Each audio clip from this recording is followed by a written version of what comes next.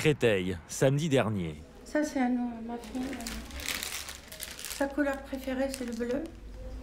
Le bleu, c'est le seul mot d'ordre qu'a donné Jawida pour une longue marche. Celle en l'honneur de Sandra, sa fille de 23 ans, tuée il y a quelques jours. Sandra, aujourd'hui, il y a tout le monde qui soit avec toi aujourd'hui. C'est tout le quartier du Montmélie où elle a grandi qui est en deuil. Il y a les mamans autour de Jawida. Il y a les amis et les camarades de fac autour de Indra, sa sœur. Ouais, je l'ai vu. D'accord. Tous réunis dans la douleur, au pied de l'UPEC, l'université de Créteil où Sandra étudiait. Tu m'as dit que t'allais à la fac, que tu rentrais plus. C'est terrible ça. 150 personnes sont là. Bonjour, je suis enseignant à l'université. Une de mes étudiantes. La faculté est avec vous. Merci beaucoup d'être venu. Je vous remercie beaucoup, beaucoup, beaucoup. Un dernier hommage à cette jeune femme du quartier, tenue dans le silence. Sandra a disparu le 9 mai dernier, sans un appel de détresse, sans message inquiétant. Elle a été retrouvée morte 3 jours plus tard, dans le coffre de sa voiture. Alors aujourd'hui, c'est une peur qui s'installe, d'autant plus douloureuse que sa mort demeure incompréhensible. Les jeunes, faites attention à vous. On n'est pas à l'abri. J'ai peur pour vous. J'ai aperçu votre fille plusieurs fois. C'était une fille très studieuse, très gentille, très sérieuse. Donc on a tous des enfants ici de l'âge de Sandra. Et Madame, courage et toutes mes condoléances à toute la famille. Sandra était connue de tous. Ils lui ont dit adieu dans ce jardin où parfois elle venait jouer enfant, en promettant de savoir pourquoi. Sandra Bignet est une jeune femme bien dans sa peau et dans son cercle familial, exclusivement féminin. Son papa est mort d'un cancer il y a 2 ans. C'est avec sa sœur et un petit groupe de copines qu'elle passe le plus de temps en dehors de ses études. Une jeune étudiante toujours sérieuse.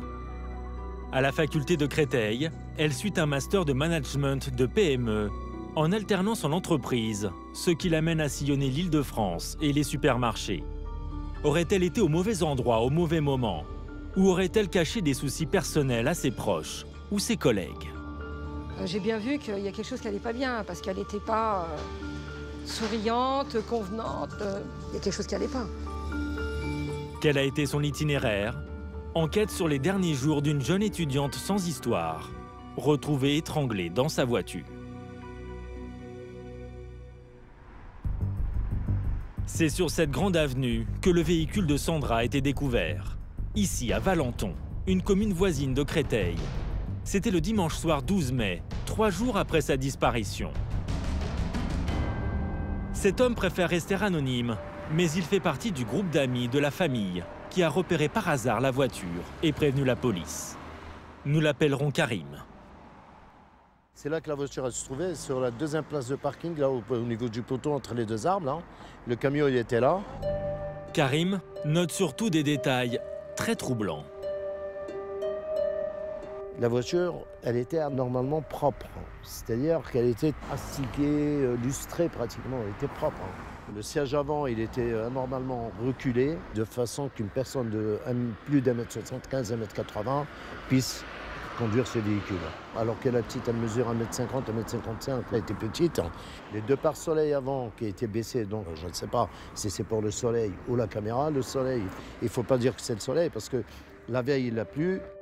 Une ou plusieurs personnes auraient-elles dissimulé leur visage pour voler la voiture, ou pire encore, en secouant le véhicule, Karim est persuadé qu'il y a quelque chose dans le coffre. Avec mon téléphone, j'ai allumé, j'ai regardé à la page arrière et il me semblait avoir vu un chemisier blanc ou quelque chose comme ça. Donc là, j'étais un petit peu sûr qu'il y avait quelque chose dans le coffre. Et à partir de là, on a appelé la police et tout. Quand ils sont arrivés, ils ont ouvert, en fait, il y avait la petite Sandra qui était dedans. Voilà. Jusqu'à présent, j'ai encore des frissons. Là, je parle, j'ai des frissons. Ça me tue. Sandra est retrouvée pieds et poings liés, le visage tuméfié et bâillonné. Selon l'autopsie, la jeune femme a été étranglée, mais n'aurait pas subi d'agression sexuelle. Sandra connaissait-elle son ou ses meurtriers? Pour Karim et ses amis, cela ne fait aucun doute. Le jour même, on avait déduit que c'est quelqu'un qu'elle connaît et qui connaît aussi ses amis. C'est pas normal que la personne elle habite là, on retrouve la voiture ici. C'est-à-dire dans un quartier tout proche de l'appartement de Sandra. À peine 4 km séparent son domicile du lieu de la découverte de la voiture. Une information judiciaire a été ouverte contre X. Pour l'heure, les enquêteurs ne privilégient aucune piste. Les relevés d'ADN n'ont encore rien donné. Ce jeudi 9 mai, jour de sa disparition, qui Sandra a-t-elle bien pu croiser? En quittant le quartier du Montmély et ses grands ensembles HLM, tranquilles et populaires, la journée s'annonce pourtant tout à fait normale pour la jeune étudiante. D'abord une matinée de travail dans une PME, puis elle doit regagner son université dans l'après-midi. C'est ce qu'elle écrit à Indra, sa petite sœur complice, avec laquelle elle partage tout. Je reçois des messages de ma sœur comme tous les jours quand elle travaille. Messages qu'on s'envoie habituellement, j'ai rigolé un peu avec elle. À 12h07, elle me dit qu'elle est dans la campagne et qu'elle va rentrer vers 13h, 13h30. Ensuite, elle me dit qu'après, elle ira à la fac cet après-midi. Et elle me dit donc là, je suis sur l'autoroute du Soleil à midi, juste après. Elle me les a tous envoyés à peu près à la même heure. Donc moi, je lui réponds d'accord, je lui dis que je l'aime. Mais Sandra ne s'est jamais rendue à la faculté. Ce n'est pas dans ses habitudes. À partir de 16h, Indra multiplie les SMS. Après, j'ai commencé à lui demander où est-ce qu'elle était, si elle était rentrée. Réponds quand tu verras, s'il te plaît. On s'inquiète beaucoup. Elle ne recevra jamais de réponse. À 21h, Indra donne l'alerte. Elle se rend au commissariat. On est arrivé, il était déjà tard, donc il était fermé, donc on a sonné à l'interphone. Ils nous ont dit que là, c'était pas une disparition. Ils ne pouvaient pas considérer ça comme une disparition, la personne étant majeure. Ils nous ont dit qu'ils ne pouvaient rien faire pour nous. On s'est dit qu'on n'allait pas rester là, on est directement parti à sa recherche. Sans l'aide des policiers, donc, Indra et ses amis vont d'abord passer tout le quartier au peigne fin, les grands boulevards, les parkings, mais aucune trace de la voiture de Sandra. Dans les moindres recoins, aucun vêtement n'est retrouvé. Personne ne l'a aperçu non plus. Indra et ses amis ne repéreront aucun indice jusqu'à la découverte macabre du corps de Sandra dans sa voiture 3 jours plus tard. Alors que s'est-il passé ce jeudi 9 mai? Nous avons retracé le parcours de Sandra. Ce matin-là, elle est au volant de sa Peugeot 206. Commerciale pour des crèmes glacées, elle doit faire une série de relevés de prix dans différents supermarchés de grande banlieue dans l'Essonne. Elle a notamment rendez-vous à Arpajon, à 11h, dans ce magasin. Une visite express. Sandra, visiblement, sait ce qu'elle a à faire. Comme en témoignent ces images de vidéosurveillance que nous nous sommes procurées. Marie, la directrice du supermarché, est l'une des dernières personnes à l'avoir vue. Elle est rentrée là directement et elle s'est présentée directement ici. De là, elle a fait son relevé. Il y avait mon adjoint qui était là et mon adjoint a dû lui dire qu'il fallait qu'il aille voir directement la directrice qui avait un tablier bordeaux. Donc elle m'a repérée. De là, elle m'a présenté sa feuille et m'a dit, voilà, c'est pour vous dire que j'ai fait un relevé, que tout y est. Sandra va droit au but, mais la directrice remarque surtout une chose.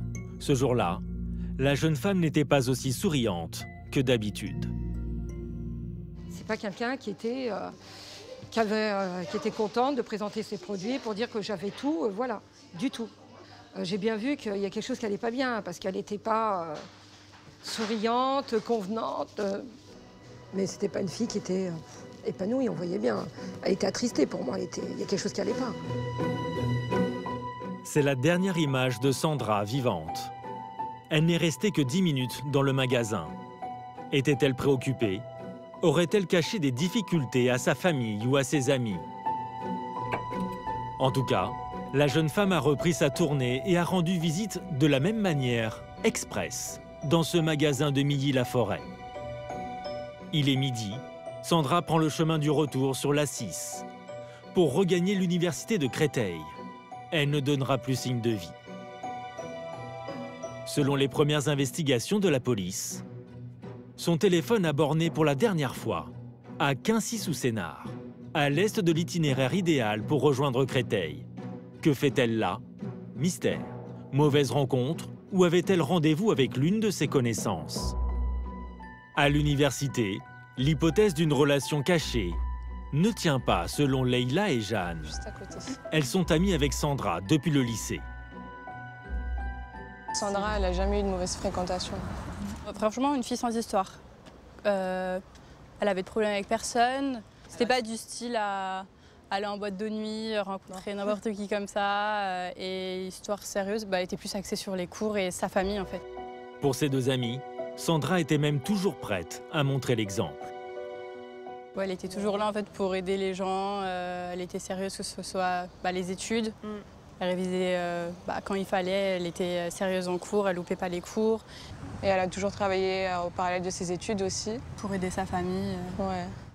3 semaines après le drame, l'enquête n'est encore qu'à ses débuts. Mardi dernier, la famille de Sandra a pu se constituer partie civile via son avocat, Maître Ben Sadoun. Un dossier bien mince, ne contenant que des questions. On ne sait pas qui a fait ça, on ne sait pas pourquoi Sandra est morte et on ne connaît pas les circonstances de sa mort. On ne sait pas si elle est décédée le jeudi, si elle a été enlevée, si elle a été séquestrée. Et la seule chose qui pourrait éventuellement apaiser cette maman, cette sœur, ses amis, toute une famille, c'est des réponses concrètes. Pour le moment, en l'absence d'indices pour retrouver le ou les meurtriers de sa fille, impossible pour Jawida de faire son deuil. C'est la chambre de Sandra. Tous les matins, je le passe toujours tout le temps comme ça, parce que après, voilà, je lui dis, maman, elle est venue quand même te dire bonjour. Je sais que tu es loin, mais tu m'écoutes. N'oublie pas que je t'aime beaucoup. Jusque-là, je dis toujours, elle va te frapper à la porte, elle va dire, voilà, maman, je suis là. Je suis là, je rentre. La chambre est restée telle que Sandra l'avait quittée le 9 mai dernier au matin. Celle d'une jeune fille sage et réservée. Quand vous voyez ces peluches, puis il y a son odeur aussi de son dodo, il a des années ce dodo. Moi, je lui dis, le pauvre, khalas, il est fini. Mais ça n'empêche, elle dort comme ça. Justement, celui-là, quand vous la voyez, elle dort comme ça. Elle dort comme ça. Pour sa mère, rien ne pouvait laisser présager de quelconque menace. Sandra semblait vivre dans un cocon familial. Quelques jours auparavant, elle avait acheté de nouvelles chaussures. Je vous assure qu'elle ne les a jamais mis. Elle le volait. Quand j'ouvre le placard et je vois cette boîte, ça me donne la rage, la haine à ceux qui a fait ça, à ceux qui m'a privé de mon bébé. Voilà. Une rage d'autant plus forte que le mystère de la mort de la jeune étudiante reste entier.